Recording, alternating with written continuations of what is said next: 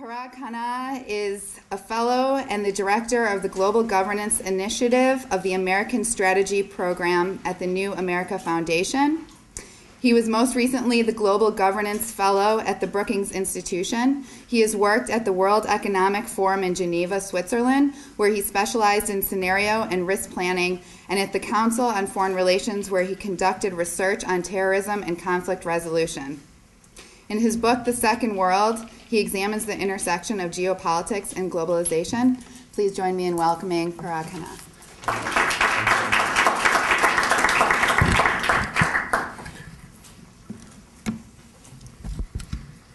Thank you, everyone. Thanks to everyone for being here. How's the sound? Is it okay?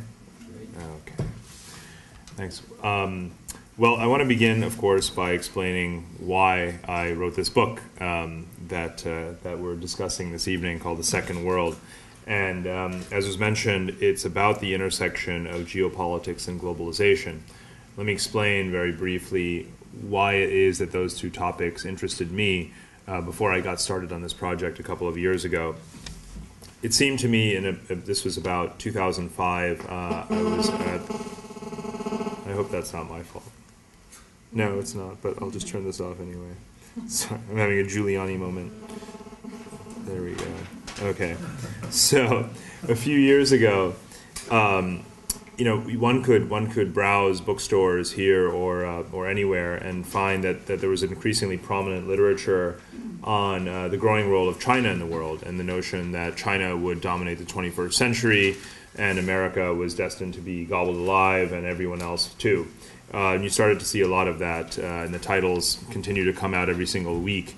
But there's also literature on Europe saying that the European Union has expanded by one country per year on average since the collapse of the Soviet Union, and is nearing a membership of 30 countries into what truly is a broad imperial commonwealth sort of zone of stability, peace, and wealth. And then, of course, there's and how Europe really is the largest economy in the world, or common market. Exports and invests the most capital overseas, provides the most development assistance in the poor countries of the world, and so on and so on. So there was sort of growing literature on that. And then, of course, what we always have is the literature on how America is the world's dominant, most powerful hegemon, will rule the 21st century still, and faces no rivals, particularly because of our military preponderance, and so on. So you have these three sets of books that are being published all the time, and it's kind of a commonsensical statement, but last time I checked, we live on one planet. So how is it that all three literatures can coexist in almost complete, not ignorance of each other, but in really willful neglect of each other, really trying to make their point?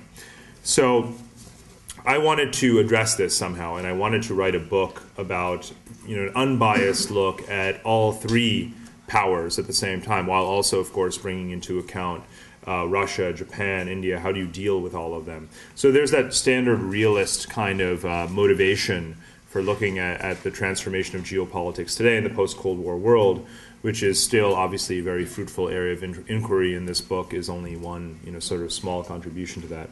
But then, of course, there's globalization. You don't have to look at the world only through the lens of power transition, superpowers, empires, and so forth.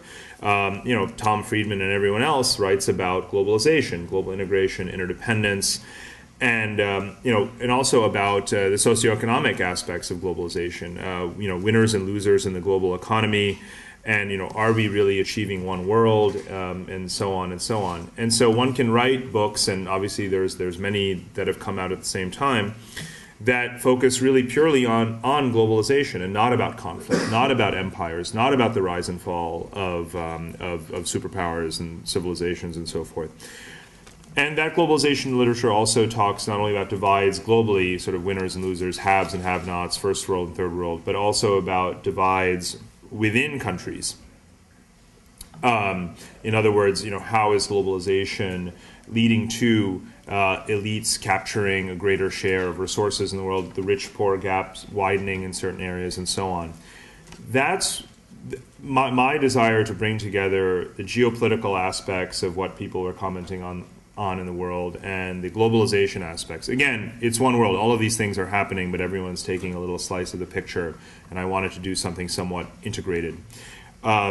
Motivated me to write this book, and the title I came up with, Second World, the term, of course, used to refer to the socialist, communist world, but because that no longer exists, and certainly not as a unified bloc, we no longer use it. We still say first world and we still say third world, which are very fluid sort of monikers, loose categories that we sort of throw around. But we don't say second world anymore. So about, I had a research assistant search through the Social Science Research Index, and what he turned up was that the term hasn't appeared much of anywhere since about 1993.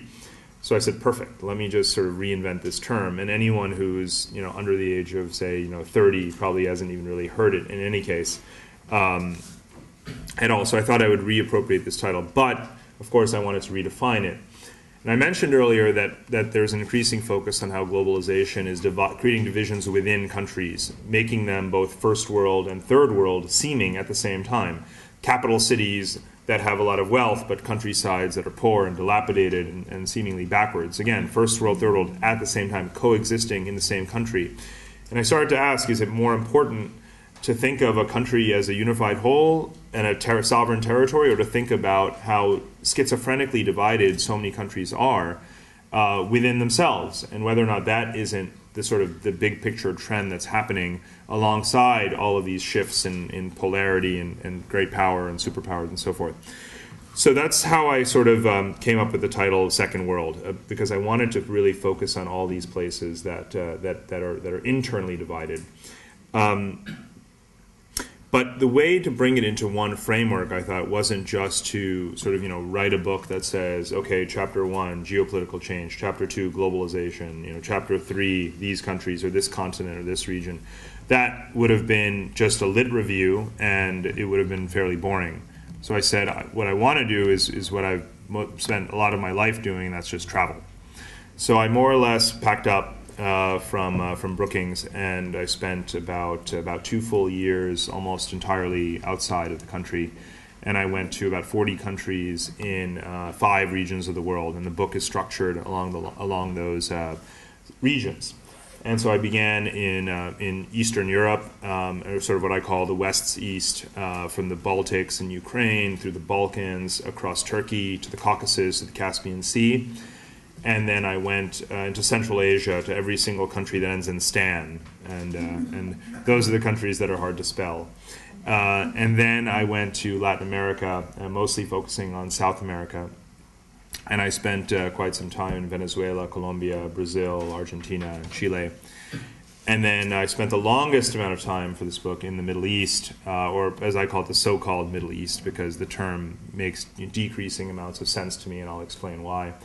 And I went from Morocco basically all the way to Iran, except Iran never let me in, despite all my efforts. Maybe for another book some other time.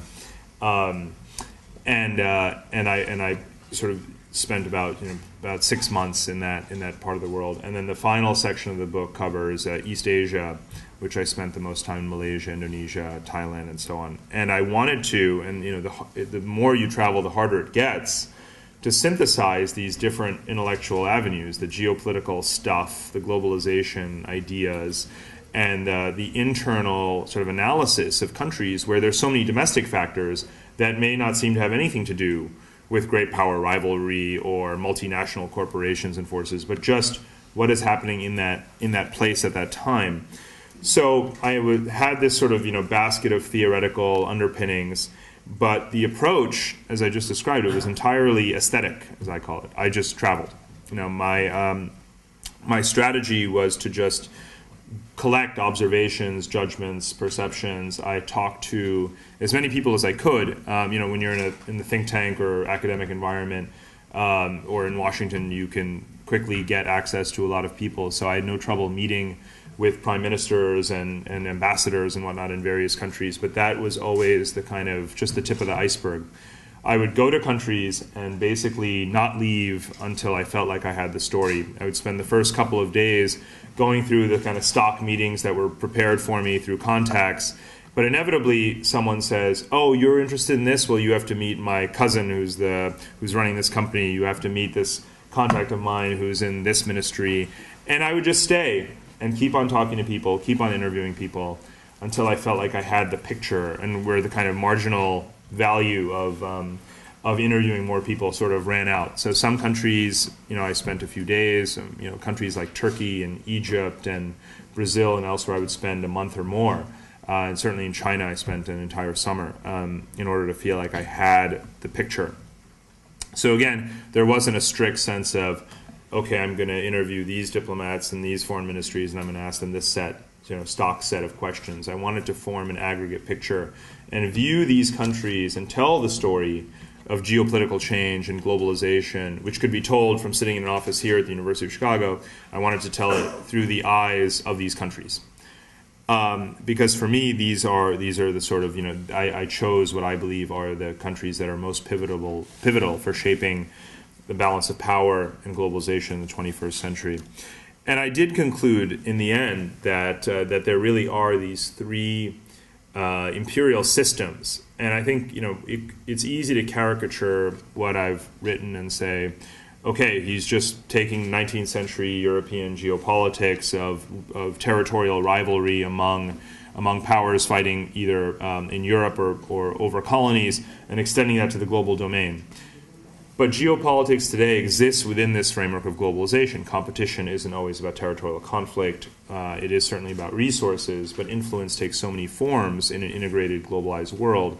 And again, the second world I found is the main sort of battlefield. But I did conclude that literature I was talking about at the very beginning, about Europe, about China, about the US, there was something to that, because these represent the three most influential modes of governance, of diplomacy, statecraft, empire building, norms, standards, rules, and appeal around the world. People don't, in South Africa, say, we want to be like Russia. In Tunisia, they're not saying, what can we learn from the Japanese? But they are saying, or the leadership is certainly saying, well, there's this Chinese model about economic growth without political reform. That sounds good. And you hear that from a lot of, semi-authoritarian states. So, the appeal of what China has done and is doing is very strong in many places. And you hear a lot of places saying, we need to be like the European Union. Think of ASEAN in Southeast Asia, where it's explicitly modeled on the European Union because it is the most successful trans-state governance model that's ever existed. But again, you don't hear people in Argentina worrying about Russian foreign policy.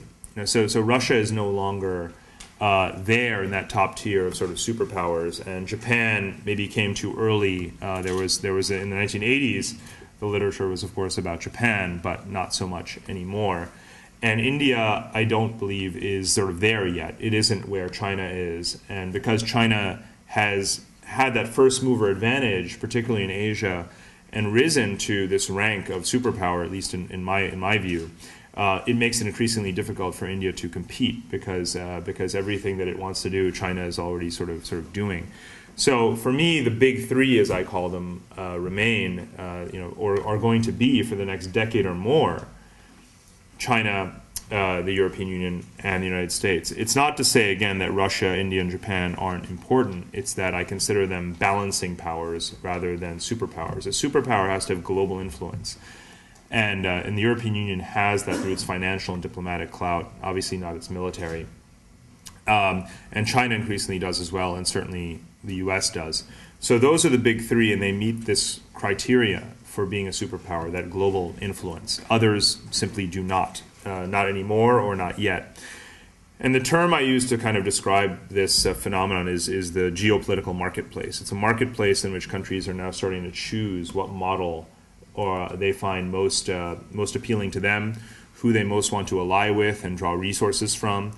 And again, in a unipolar world where it's just the United States, and that's what we thought the world was in the 1990s, it was us or nothing. We were the world's only superpower. It was sort of you take it the American way or you leave it. But now you have a marketplace, and a marketplace is about choice and choices. Countries have those choices. So to me, the story of what America's future geopolitical role is going to be is not a matter of just dogmatism and ideology and we're number one. It has to be proven. And to me, the Second World were the sort of swing states in between, where this geopolitical sort of struggle or competition was going to play out.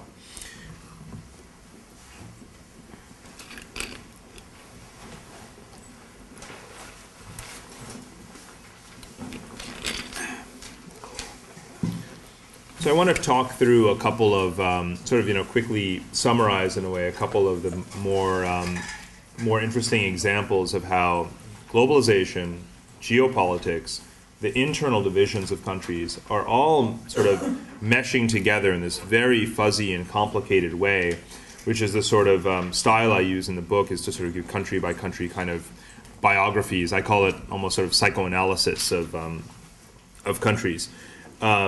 Take the example of Ukraine, where in the 1990s people talked about it as, or Samuel Huntington wrote about it in The Clash of Civilizations as a sort of cleft state, I think, where it was divided between East and West, a Western-leaning, European-leaning half, and a more Russian-oriented East. And it was a place where several years ago the U.S. and Europeans sponsored this, so-called Orange Revolution to sort of oust the Soviet-era leader and bring in a sort of more Western-oriented leader named Viktor Yushchenko. Now, what happened there, to the outside world or to American policymakers was, okay, it's an obvious choice between West and East. Install the right guy, sort of the our son of a bitch school of thinking, and the rest will take care of itself. It wasn't obviously that clear cut, but there was nothing wrong with at least kicking off the process of trying to make the country more Western oriented. But by not taking into account the internal picture in the country, where the city of Kiev, which is of course where the focus of political attention is the same city that gets 95% of the foreign investment, led to people ignoring the picture that the social divides were so strong and that the government that we sort of helped install was so focused really on its diplomatic relations with the West, talking with NATO and the EU, and focusing on the sort of elite squabbles in the capital, that in fact a couple of years later, our guy, so to speak, Yushchenko, really kind of blew it. He hadn't reached into the society, used the opportunity in relations with us to sort of create or stimulate that broader transformation. And in the next parliamentary elections that they had, he was replaced, or he wasn't replaced, but the parliament shifted towards the pro-Russian leader, Yanukovych. So again, this is an instance of why I wanted to explore countries from the inside out on their own terms. What are their issues and challenges? Because if you look at countries as just pieces on a chessboard and you say, if the regime is for us, we're okay, you're ignoring the fact that society may not be for you, society may not be benefiting from the changes that you think you've installed there, and then they may turn against you. And so for a while, that seems to be what had happened in Ukraine. And yet the story gets even more complicated because you have to take into account the demographics of the country. Ukraine, unlike other European countries where there's a concern about population decline and aging, it's a very young country. So most of the young people I met there, and again, I didn't just meet policymakers. I spent a lot of time with students, with journalists, with basically anyone who would talk to me, entrepreneurs and the like. It's a very young country. It's almost like Arab countries when people talk about a youth bulge. It is a very young, educated, eager population, most of which only has bad or no memories of life under Soviet rule. So one has to extrapolate from that over time you will have a more sort of pro-Western society, but it's going to take a much longer time to get there than simply a matter of changing the regime. So, and also, the issue of Ukraine is so strategic because these issues of geography and demographics come together with the issue of Europe's aging population and need to reinforce its labor supply.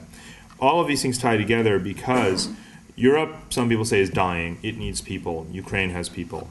Ukraine is the conduit for much of the Russian natural gas that comes to Western Europe. And of course, there have been recently in the news, as you've probably seen, disputes with Russia, and Russia has cut off the natural gas supply at various times through Ukraine. And then there's the issue of how far can the EU and NATO expand eastward without sort of alienating Russia too much. Ukraine is this crossroads, very strategic country. And so that's why I wanted to not only just say, well, what's going to happen next in this tit-for-tat struggle between, between Europe and Russia over Ukraine, but see the picture from the inside out and bring in that kind of complexity about the demographics, the internal economic issues, and so on and so on. And again, ultimately, the jury is still out. And I want to get to this at the end, but I want to say that in no second world country, no matter how much time I spent there, did I come away, and I even said to you earlier that I felt like I got the story, and I stayed till I feel like I got the story. But there's one piece of the story of every country that I never got, and that was universal across the second world. I cannot tell you right now at this minute, if you name the country, I can't tell you if 5 years from now it will have succeeded or failed. And that's life in the second world. And Ukraine, there's just no certainty of fine, they've got this fantastic potential of a young, educated population, strong math and engineering skills, a good infrastructure, and so forth. But they also have Russia trying to, sort of ruin their day at every turn. What the outcome will be is really unclear. And for the 40 or so countries in my book, that is the picture that I'm trying to paint, actually, for you, is that it's still unclear no matter how well you get to know a place. In this day and age, it's very hard to say. But the next country I want to turn to is Turkey. Now, Turkey is a country which was considered a very strong strategic ally of the United States because of its NATO membership, going back several decades, and a very key Cold War ally. But over the last 4 decades, Turkey has also been becoming ever more close to the European Union by way of their customs union, demographic flows, remittances from the Turkish diaspora in Western Europe to Turkey, and all these reasons. All these things were happening, and certainly Turkey has had a relatively consistent ambition to become a member of the European Union. But my argument is that even if it never becomes a member of the EU, it's been Europeanizing. I think that this is something that was lost on the Pentagon in 2003 when they wanted to invade Iraq and assumed that Turkey was going to allow access to the bases to conduct that invasion.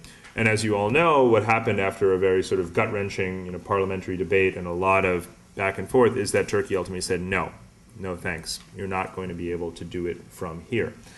That certainly hurt the Iraq operation in a number of strategic ways.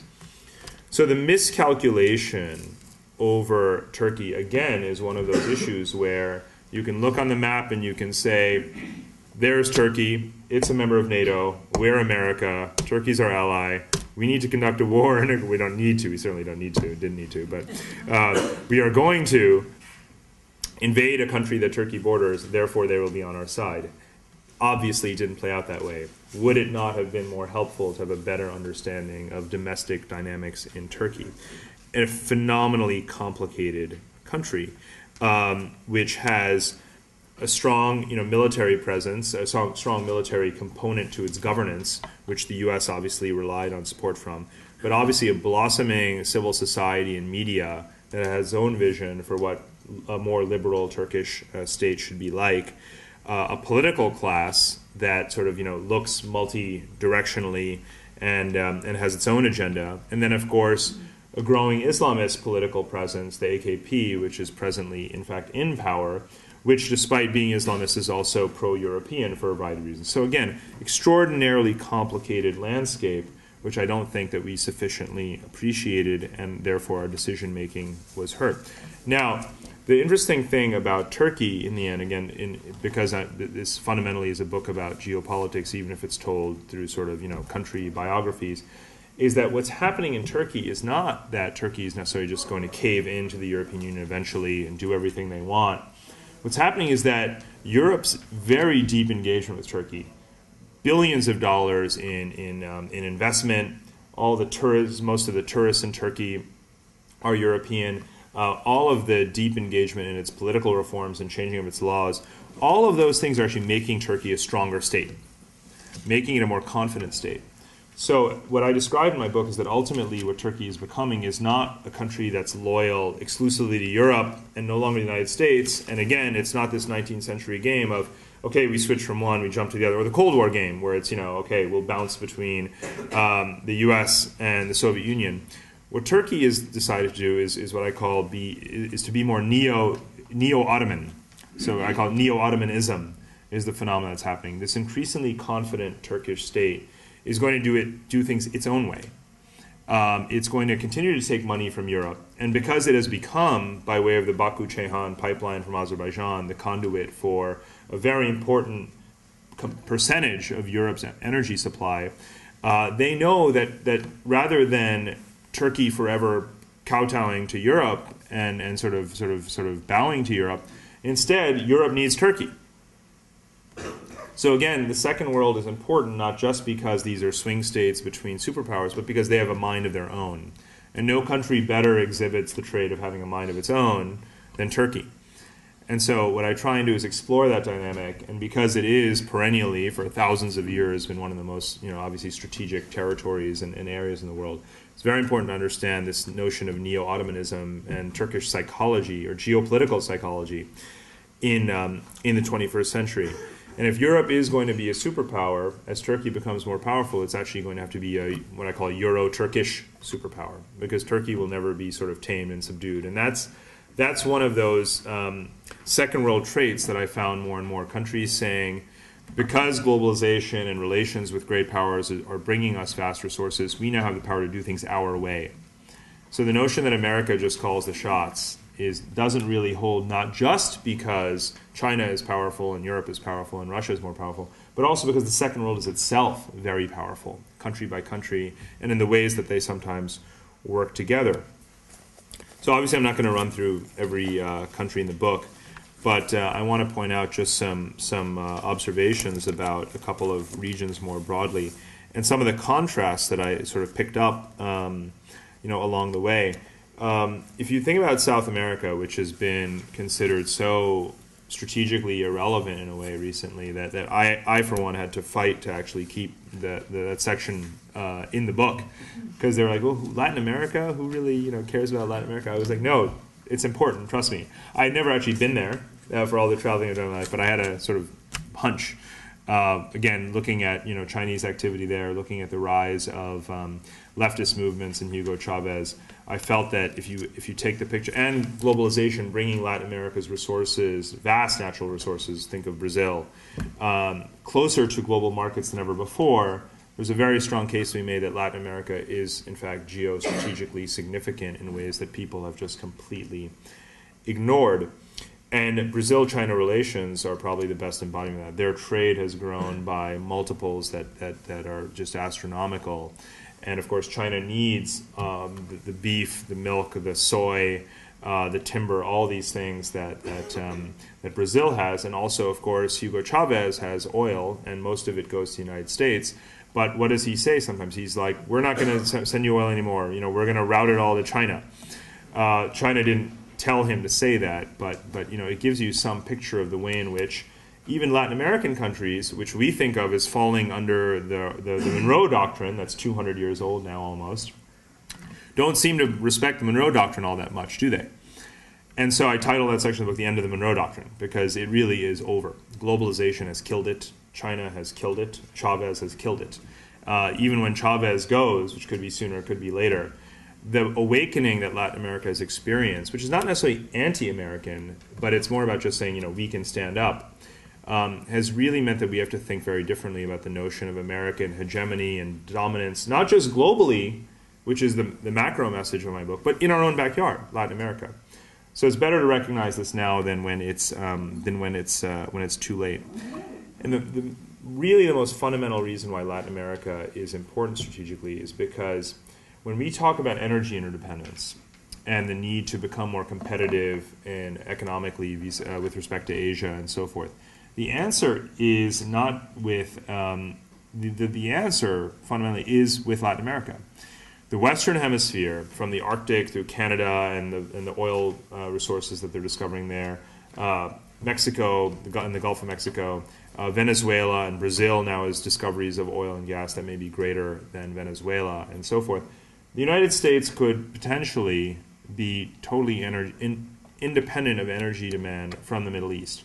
It wouldn't necessarily require that everyone drive a hybrid car or anything like that. Actually, just oil. I don't have all the exact numbers, but one thing is for sure. If we today get 20-some% of our oil, or 25, from the Middle East, it could be substantially less if we were developing the full potential of resources in this hemisphere. And that then our involvement in the Middle East could potentially look very different. It's a very long-term picture, but it shows just how important Latin America should be in geostrategic consciousness in this country, but isn't. Then I mentioned economic competitiveness. Asia is obviously drastically outproducing in terms of efficiency and volume much of the rest of the world. But in the 1950s and 60s, the U.S. had a policy called the Alliance for Progress, and it invested heavily in developing the industries, steel and so forth, in Brazil and Argentina and elsewhere. And that actually helped. It goes back to actually before World War II, and Brazilian steel was an important part of America's World War II effort.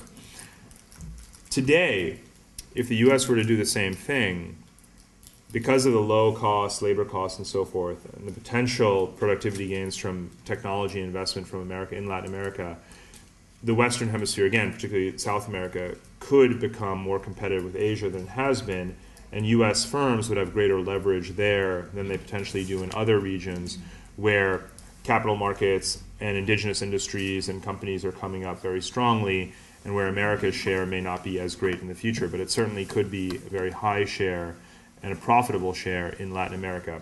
But where is the evidence that America is considering doing that? What are our presidential candidates saying about NAFTA? I mean, they're saying they might even scrap that. So are we anywhere near the kind of hemispheric integration that would lead to greater American competitiveness and energy independence? Absolutely not. We might even be going in the opposite direction.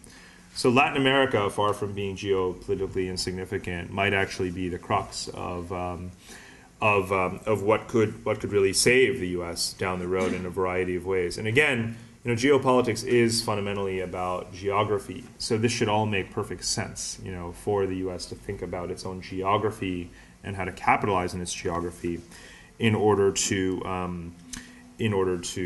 sort of stay ahead in the world. I want to sort of speed up a little bit, and I mentioned the Middle East and independence from the Middle East, but even without our dependence on energy there, it's still obviously a crucial strategic region. The way I paint the Middle East is that it really does sit between, physically, geographically, between the interests of China, Asia, Europe, and us. So it's always going to be a strategic crossroads that will draw us in for a variety of reasons, if not for oil. And I want to talk for 1 minute about Libya, which is in a way a microcosm for all of the sort of perils and pitfalls of what's happening there. It's not a country that Americans are very familiar with, though they've heard of Gaddafi, and we know that we've sort of tried to thaw relations with them in the past few years. All these questions are at play in Libya that are at work across the Middle East. First, can oil money lead to success, or is it just going to fuel more tyranny, buying weapons, depositing money in Swiss banks, or could it lead to actual sustainable development, which it hasn't so much done in the history of Middle Eastern oil wealth, which has brought countries like Saudi Arabia to the pinnacle of sort of global, at least financial success and sort of respect, drop right back down to the bottom as quickly as oil prices do. But Libya is a small country. In most Arab countries, the population of the Arab world is quite vast, but except for Egypt and maybe Yemen, most Arab countries have a fairly manageable population size. And Libya is bringing in so much oil money right now, selling, again, to get back to this geopolitical marketplace concept, trying to divide its production sharing agreements quite fairly between Europe, China, and Asian companies, and the United States. A good example of this playing all sides that I talk about. But bringing in so much oil money has only 6 million people, most of which are concentrated along the Mediterranean Sea. Could it not become an Arab Norway? So that's the kind of question that the oil producing countries in the Middle East sort of that one should be asking about them right now, given the price of oil and how wealthy they're becoming. One need only look at Dubai, and I'll talk about Dubai in a minute, to see what potential the Arab world has in terms of development. Again, second world is this sort of between third world and first.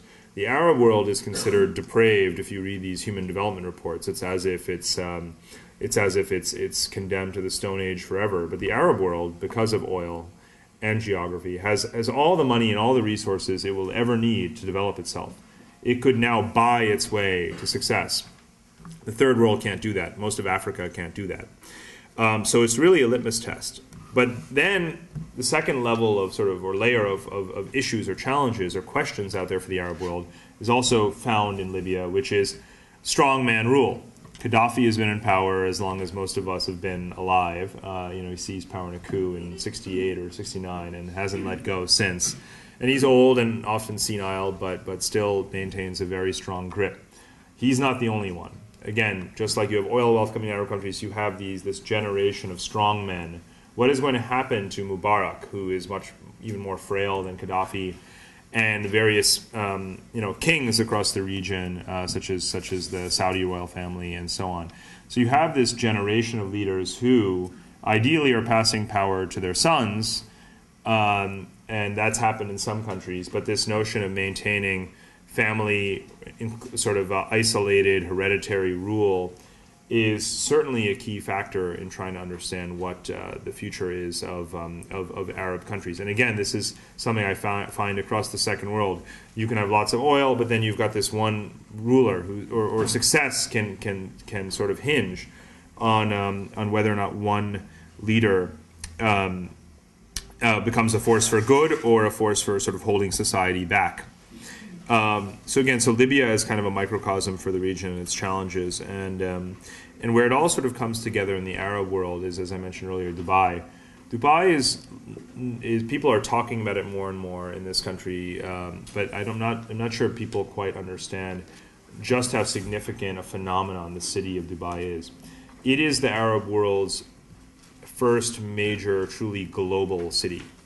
The volume of capital that's coming in from around the world, the way in which that capital through modern institutions is being channeled throughout the region, is fueling a new Arabism, not the stale political Arabism of the 60s, but an economic, cultural Arabism, which is about keeping oil money in the region, trying to create jobs and infrastructure, trying to address the challenges of social development and the youth bulge, and trying to basically, say enough of Western imperialism.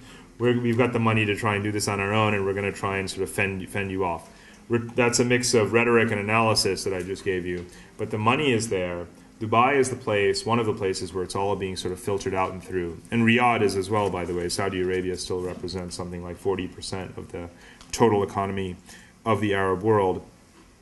And between Dubai and Doha, you have Al Jazeera and Al Arabiya, the rise of Arab satellite television, which has created this melting pot effect among Arabs, where you go to the headquarters of these TV stations and you find that you've got Moroccans and Saudis and lots of Lebanese and Syrians, and Arabs are trying to come together in ways that they never did before. And because they're so young, they're starting to grow up with this common Arab sort of mentality. And of course, they already share language and religion to a large extent. So there's something to be explored in this issue of the Arab second world coalescing in ways that we are not recognizing today, because when we think of the Arab world, we think of terrorism, we think of Iraq, and we think of just sort of, ludicrous misspent oil funds. That all could potentially change. But again, I don't necessarily take a side. I pick some winners and some losers, but by and large, in this book, no matter how much time I spend in a place, I come away wondering, well, 5 years from now, is it going to work or is it not going to work? And you really can't say for sure, not even about Dubai, and especially because also you have the other common denominator in the region is not just the new Arabism, but Islamism and the force that it is in each and every Arab country, and the extent to which it is competing almost with Arabism and secular Arabism and focus on economy rather than religion as a force to sort of shape the mentality of the next generation and of governance. So in the final section, again, very quickly on this one, is East Asia, where I focus mostly on Thailand, Indonesia, and Malaysia, and of course China itself as this sort of increasingly central core or center of gravity in the world, geopolitically and economically. What I find is that what is being built in East Asia is what I call a greater Chinese co-prosperity sphere, which is obviously a play on what was said about what Japan had as its ambition during World War II. And that co-prosperity sphere, so to speak, is a triangle. India, Japan, and Australia, and China sits right at the center of that triangle. And what China is doing in a variety of ways, through demographics, the Chinese diaspora of 50 million, is more than 50% of it is centered in countries along in the Pacific Rim and in that zone. And those are largely people who, or to a large extent, are the economic levers in a way, and very important players in the economies of those countries, pulling a lot of strings. Through culture, an increasing sense of sort of trying to generate pride around China. Thaksin Shinawatra, the sort of deposed prime minister of Thailand, who's just returned to the country, was ethnic Chinese, very proud of his Chinese heritage. You increasingly find that Chinese New Year sort of cultural festivals are held around the region in countries. You find that Chinese language education is picked up in places that used to suppress it, like Singapore, even though it was mostly ethnic Chinese populated city. So cultural pride, demographics, trade is a huge factor, obviously. China's trade relations with each and every country, again, in that co-prosperity sphere, in that triangle, and by which I include Australia, and I include Japan, and I include India, the three countries that, if you're in the Pentagon, you're thinking, aha, that's our global NATO. These are our three countries that are going to help us contain China. Well, China is doing a lot to do away with that notion of containment as best it can, because it is buying into these countries as much as possible. Australia is so heavily dependent on exporting iron ore, natural gas, and other things to China. I don't really see Australia picking up arms to fight a war, an Anglo versus Sino kind of conflict, if ever one were one to arise. And in fact, I don't see any of them doing it, even though they may say they are America's stalwart allies, going back to the days of our ASNIS alliance system during the Cold War, Australia, Japan, South Korea, and so on, Philippines. Each and every one of these countries, again, even the traditional American allies, even the first world countries like Japan that have traditional animosities and rivalries with China, are busy playing both sides. Of course, they have strong defense agreements with us. Of course, they're hedging against the rise of China, but they're also buying completely into it. And trade has played a monumental role in changing the psychology of a lot of Asian countries towards China, which are fearful of its rise, but also completely invested in it. Now, trade within that co-prosperity sphere since 2005, so very recently, is now greater than trade across the Pacific. So that internal Asian trade is now a more important factor for those countries, many of them, than trade with the United States. And part of that trade is these business linkages. It's these networks of Chinese elites or other elites forming, sort of transnational business coalitions, investing in each other's factories and so on, reducing tariffs with each other. That is also creating this again, sense of a greater Asian space rather than one that's dominated, as it historically has been, with the United States. So trade, finance, culture, demographics, diplomacy. There are so many acronyms in East Asia, you can no longer even keep them straight. ASEAN, ASEAN plus 3, the ASEAN Regional Forum, the East Asian Community or East Asian Summit, and the list goes on and on. They're trying to emulate the European Union. Now, the U.S., again, APEC, ASNIS, these were the ways in which the U.S. was dominating the Asian sphere. But now, people talk about those acronyms, the Asian for Asians, Asia for Asians kind of acronyms, where the U.S. often doesn't even have a seat at the table. And then, of course, there is the demographic factor. It's the young people in the region who are increasingly learning Chinese, being more socialized with each other through these sort of next generational political and social and economic networks that are increasingly comfortable with China and will study in the region rather than necessarily come to the United States as they have in the past, though of course many still do. So this notion of a sort of Asian space that's coming together that is dominated softly perhaps by China is a key factor. And at the end of the book, I focus on China itself. I spent a lot of time traveling in China and driving across the entire western part of the country, Tibet and Xinjiang, which are, of course, very hot in the news today. And I explore those territories and what they mean for what I call China's manifest destiny, its kind of westward march. And I also explore a lot of course, the internal challenges. It doesn't go without saying that China will be a superpower on par with the United States and European Union. It has an unprecedented challenge in global history as a society of 1.5 billion people that is struggling with environmental resource constraints, domestic unrest, centralized governance, Herculean sort of development challenges, pollution, you name it. You name the problem, China has it on a scale that's never been seen before in history. So I don't ignore that at all. I go through them one by one. But I will say this, for all the time I spent there, and as I did in every country, I came with my list of questions for them, for this country. What are you going to do about so and so and so? No country in the world was I as just completely blown away with the dedication, the hard work, the desire to overcome these challenges, the sort of spirit of just sort of trying to get by however they can, teamwork, all these kinds of things. Of course, China has enormous corruption. There's so much that's wrong with it, but I had to give them the benefit of the doubt in this book because no other country, and not India, the democratic, progressive, liberal, supposed alternative to China, is a country whose government has almost no strategy on these problems. Literally, like, no strategy. And I'm Indian, I say this, I go there all the time. I'm not convinced that India is doing even 1/10 as much as China to address these problems. So again, obviously, there's benefits and drawbacks to being a centralized command sort of state. It makes it easier for China to do these things, but it is doing them, and I address how it does so in the book.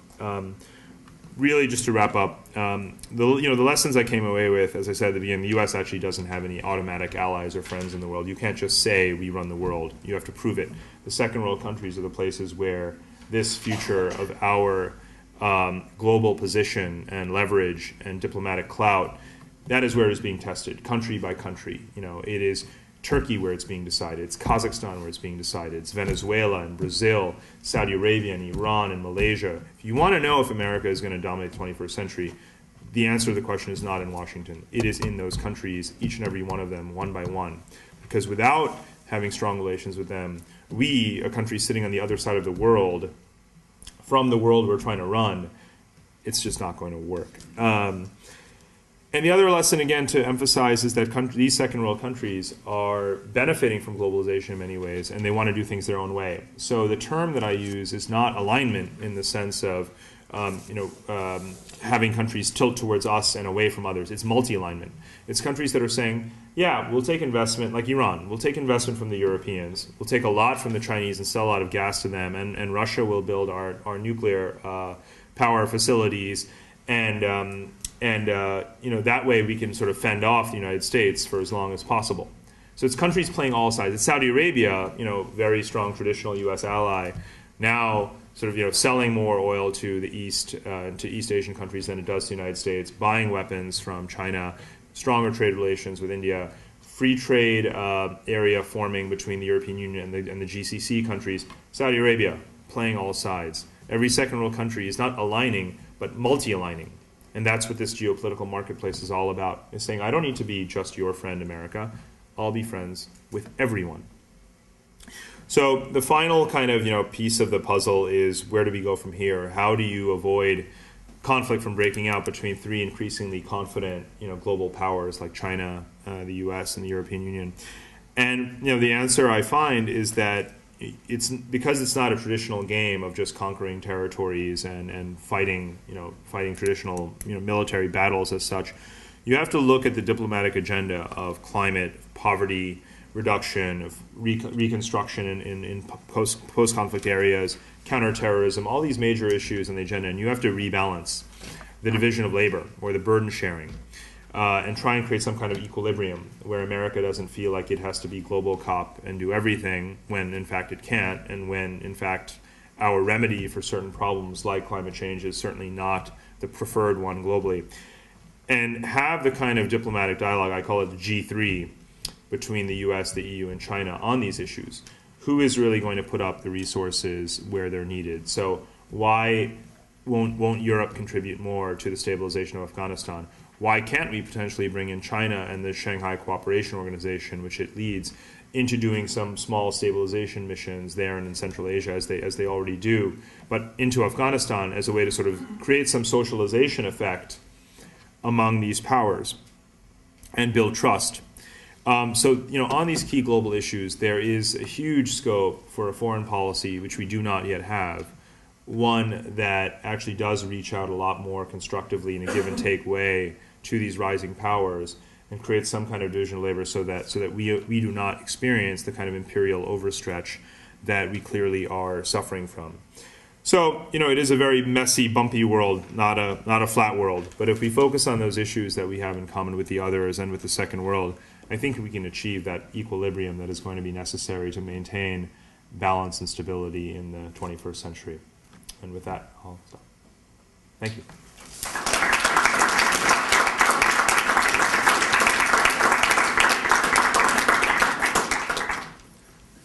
Questions? Sir? Can you describe a difference between your preconceived notions of Colombia and Venezuela and what the different realities proved to be when you got down there? And I was wondering if you could describe that and then why you think those realities were so different for you from your preconceived notions.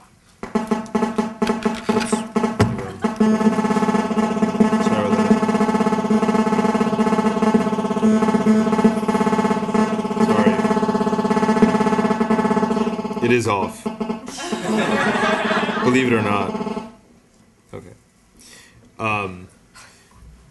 Well, it was, as I said earlier, I had never been to Latin America, so my impressions were largely colored by sort of popular literature and sort of some of the rhetoric that was out there. Of course, Colombia, long history and sort of image problem for obvious reasons such as drug trade and civil war and so forth. And the notion that it's very unsafe, high kidnapping rate, and all these sorts of things. And Venezuela, not everyone, of course, believes Hugo Chavez, and certainly a decreasing number of people do. But the notion that because of the oil wealth that Venezuela has and Chavez's commitment to equality and a sort of real social revolution, there was a notion out there that it could be the real continental leader and success story. So all of that's the prepackaged version. You go to Venezuela, and I haven't felt more unsafe outside of Iraq, anywhere. And we're talking about, just about everywhere in the world that I've basically gone. And Venezuela was really bad. Just gun-toting militias all over the streets, out on their motorbikes, red-shirted, sort of Chavistas intimidating the non-Chavistas. Really, sort of, you hear lots of gunfire all the time. Their kidnapping rate is higher than Colombia's. Murder rate has gone up, crime in Caracas and elsewhere. And obviously, Chavez's social programs, there's a lot of investigative reporting, as pointed out recently, not really lived up to their ambitions in terms of improving education, curbing inequality, bringing health care to the country and so forth. So it clearly has proven to be something of it. The oil infrastructure has not been modernized. They're way below optimal production, and so on and so on and so on. So I found the place to be an absolute mess.